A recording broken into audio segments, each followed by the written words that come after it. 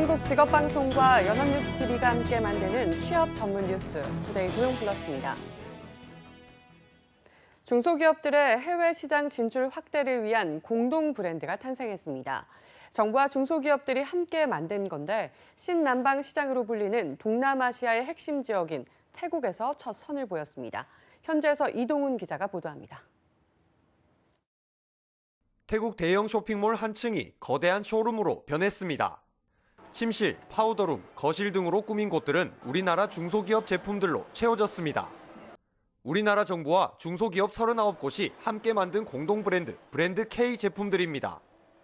태국에서 처음으로 공개된 건데 화장품, 소형 가전 등 소비재 중심으로 꾸려졌습니다. 근데 태국 분들이 IT 기기를 되게 좋아하세요. 통합 브랜드를 통해서 훨씬 더 태국 사람들한테 친숙한 브랜드로 다가갈 수 있도록 K-팝, K-드라마 등 한류의 인기로 한국 제품에 대한 태국 현지인들의 선호도가 높아지고 있는 점을 공략하는 겁니다. Oh, well, I think Thai people usually know Korean brands such as cosmetics or skincare, something like that. More fashionable and also quality is also good. Yeah, I want to buy them.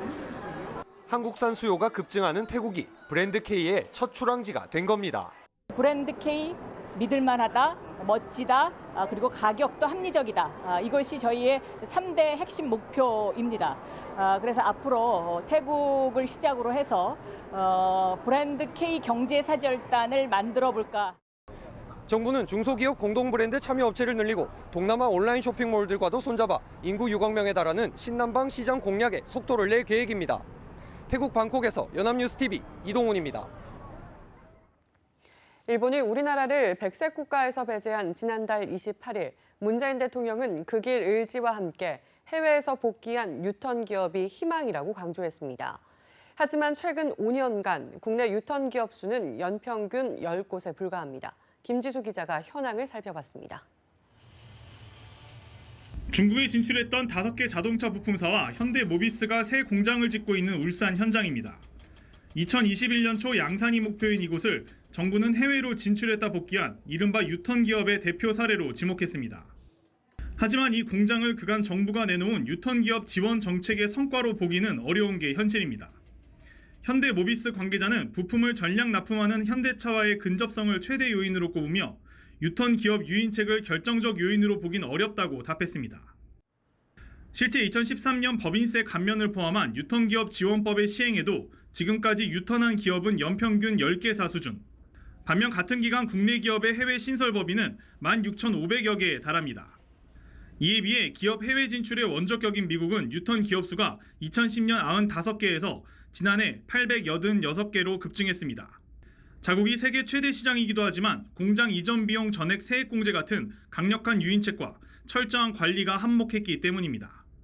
기업들이 유턴 실적에 대한 투명하고도 신뢰도 높은 데이터베이스 관리가 좀 필요할 것 같고요. 이 국내에서의 총 생산 비용이라든가 또는 이제 그 해외에서 생산을 했을 때 유지 비용, 운송 비용 등 모든 이제 비용을 찾아내서 비교를 해서 우리 기업들한테 서비스를 해주는. 하지만 한국은 유턴기업 지원 업종 확대 등을 담은 유턴기업 지원법 개정안이 지금 국회 상임위 문턱도 넘지 못한 형편입니다. 연합뉴스TV 김지수입니다. 고용노동부가 주최하고 한국산업인력공단이 주관하는 2019년 직업능력의 달 기념식이 2일 쉐라톤 서울 디큐브시티 호텔에서 열렸습니다. 이날 기념식에는 직업능력개발 유공자 93명이 훈포장 등 포상을 받았습니다. 영예 동탑산업훈장은 황의빈 혁성실업 대표이사가 받았습니다. 황 대표이사는 사내 기능 인력 양성을 위해 특수 용접기를 갖춘 실습장을 설치하는 등 아낌없는 투자를 한 것으로 평가됐습니다. 철탑 산업훈장은 아시아 최초로 3메가와트급 육해상 풍력 발전기를 개발한 이량훈 두산중공업 기술과장이 받았고, 석탄 산업훈장은 화약 취급과 발파 분야 숙련 기술자인 배상훈 SHMNC 대표이사에게 수여됐습니다. 임서정 노동부 차관은 기념식에서 직업능력개발 유공자와 숙련 기술인은 산업 현장에서 기술과 지식을 쌓아온 진정한 전문가이자 우리의 자부심이라고 격려했습니다.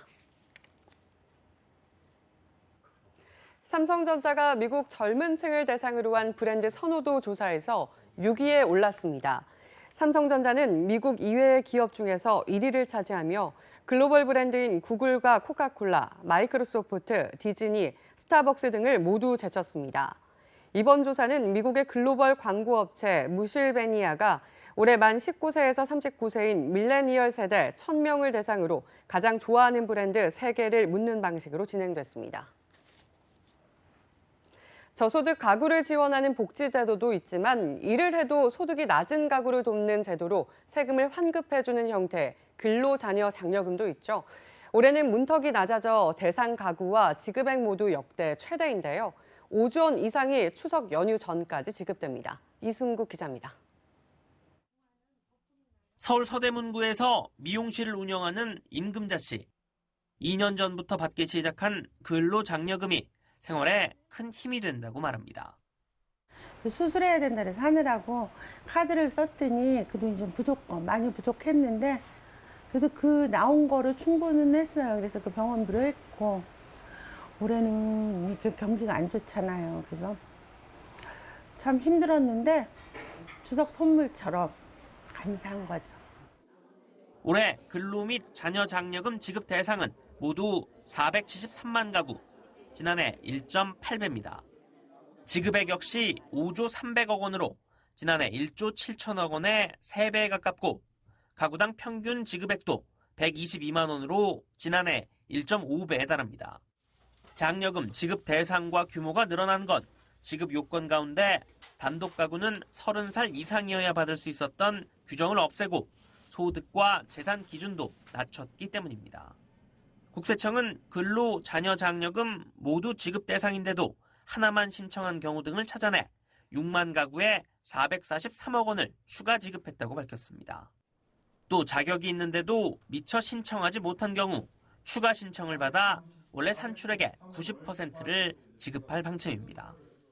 장려금 수급 요건은 충족하지만 5월에 신청하지 못한 경우 12월 2일까지 홈택스와 ARS로 기한 후 신청이 가능합니다.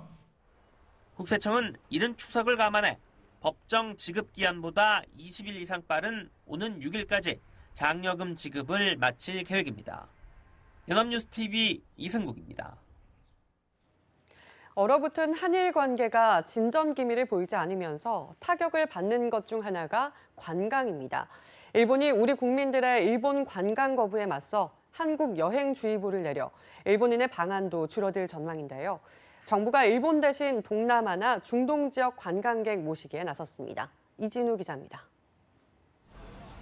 이른 아침부터 쇼핑을 즐기는 관광객들로 북적이는 서울 명동거리. 베트남이나 인도네시아 등 동남아에서 온 관광객들이 눈에 띄게 늘었습니다.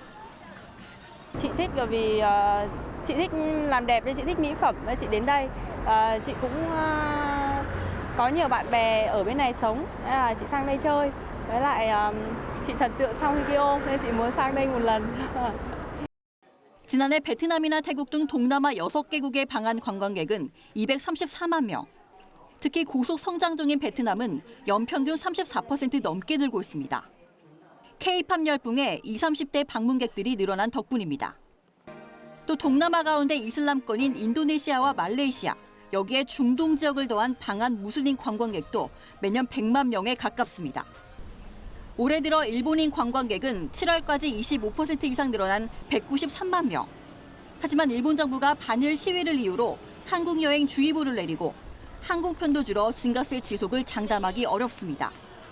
정부가 동남아 무슬림 관광객 유치에 나선 이유입니다. 아주 그냥 급격하게 높아지지는 않지만 지속적으로 관리를 하면 중국 이상의 인구를 가지고 있기 때문에 얼마든지 우리의 핵심적인 대체 시장이라고. 관광당국은 서울 명동이나 공항 등 관광객이 몰리는 곳에 안내 부수 설치와 할인 행사 등을 통해 동남아 무슬림 손님 모시기에 집중할 계획입니다. 연합뉴스TV 이진우입니다. 올해 2분기 경제 성장률이 전분기 대비 1.1%에서 1.0%로 하향 조정됐습니다. 한국은행은 2분기 국내 총생산 GDP가 459조 8,134억 원으로 1분기보다 1.0% 증가했다고 밝혔습니다. 이 같은 증가율은 한은이 지난 7월 발표한 속보치보다 0.1%포인트 낮아진 것입니다. 속보치와 비교해 설비 투자 증가율은 0.8%포인트 높아졌지만 정부 소비와 총 수출이 각각 0.3%포인트 하향 조정됐습니다. 우리 국민의 실질 구매력을 나타내는 2분기 국민총소득 GNI는 전기 대비 0.2% 증가했습니다. 한국 인구는 2028년 5,200만 명에서 정점을 찍은 뒤 줄기 시작하고 남북한을 합한 인구는 2032년이 정점일 것으로 추산됐습니다. 통계청은 이런 내용을 담은 세계와 한국의 인구 현황 및 전망을 공개했습니다. 현 추세대로라면 2067년 한국 인구는 3,900만 명, 북한은 2,600만 명으로 줄어들 전망입니다. 남북한을 합해 전체 인구 중 생산 연령 인구 비율도 올해 72%에서 2067년 51.4%로 낮아집니다. 한편 세계 인구는 올해 77억 1천만 명에서 2067년 103억 8천만 명으로 늘고 2027년에는 인도가 중국을 제치고 세계 인구 1위국이 될 것으로 추산됐습니다.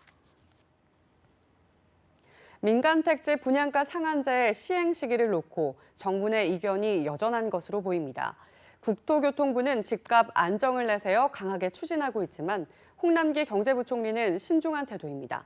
부동산 시장은 혼란을 겪고 있습니다. 배삼진 기자입니다.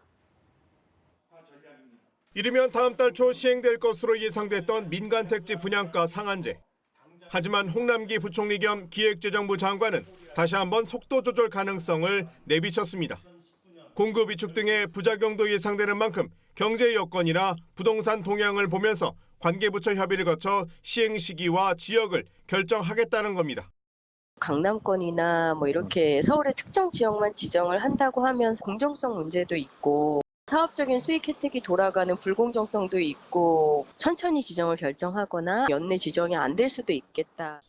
분양가 상한제 시행 시기와 적용 지역이 불투명해지면서 부동산 시장에 혼란이 생기고 있습니다. 공급이 부족할 것이란 인식이 확산하면서 지난주까지 9주 연속 신축 아파트 값이 오름세를 보였고 청약가점이 낮은 일부 세대들은 분양가 상한제 시행 전에 내 집을 마련해야 한다며 서두르는 분위기입니다. 후분양에서 선분양으로 돌아선 단지를 비롯해 그간 사업 방식과 일정을 결정하지 못하고 있던 단지들도 연내 분양에 속도를 낼 것으로 보입니다. 하반기 분양 시장이 과열 양상을 띨 수 있는 겁니다. 관리처분 인가를 받은 단지의 일반 분양물을 분양할 수 있는 틈을 주는 거 아닌가. 무주택자한테 희망을 줬던 것을 다시 또 대기수로 남게 하는 그런 혼란을. 국토부는 투자처를 찾는 시중 부동자금과 기준금리 추가 인하 가능성 등이 집값을 끌어올릴 요인이라며 분양가 상한제를 다음 달 중 시행해야 한다는 입장입니다. 연합뉴스TV 배삼진입니다. 임금님표 2000쌀로 유명한 경기도 이천시가 농촌진흥청과 손잡고 신품종 국산 벼품종을 개발했습니다. 그동안 일본 품종인 고시이카리나 아키바레를 주로 재배했는데 밥맛도 좋고 병충해에도 강한 국산 품종으로 임금님표 2000쌀을 대체할 예정입니다. 보도에 강창구 기자입니다. 들녘에서 벼수하기 한창입니다. 일본 벼 품종을 대체하기 위해 국내에서 개발한 해들미란 벼입니다. 8월 말부터 9월 초순 수확하는 조생종입니다. 누렇게 익은 신품종 해들미입니다. 추석을 앞두고 햅쌀로 출시될 예정입니다. 해들미는 일반 벼에 비해 키가 작아 쓰러지지 않고 병충해에 강한 데다 소출도 많습니다. 쓰러짐도 강하고 병충해도 강해서 또 수확량도 많아가지고 재배하는데 굉장히 쉽습니다. 소비자 평가 결과 밥맛은 일본 품종 고시시카리보다 좋은 것으로 평가됐습니다. 예전 거보다 차진 맛이 조금 덜하기는 한데 그게 더 이로운 점인 것 같아요. 조금 더 먹어도 덜 부담스러운 맛이요. 해들미는 경기 이천시가 고시이카리나 아케바리 등 일본 품종을 대체하기 위해 농촌진흥청과 공동 개발한 조생종으로 중만생종 알찬미도 있습니다.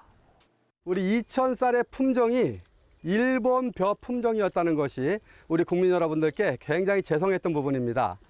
그래서 우리 그 이천쌀의 벼 품종의 국산화를 꼭 이뤄야 되겠다. 그렇게 해서 농진청과 이천시는 신품종 해들미와 알참미의 종자를 대량 생산해 이천은 물론 전국 각 농가에 보급해 일본 품종을 대체할 계획입니다. 연합뉴스TV 강창구입니다.